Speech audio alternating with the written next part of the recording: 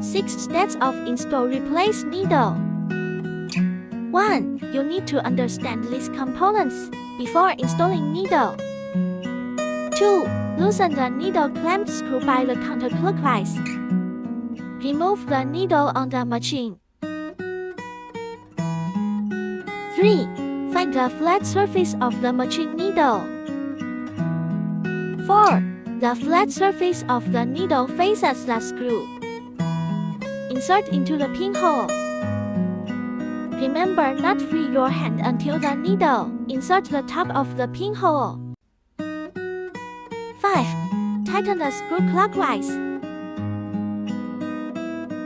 And pull down the pins to check whether it is locked. 6.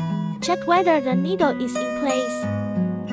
Use your right hand to turn the handle wheel in the right direction slowly.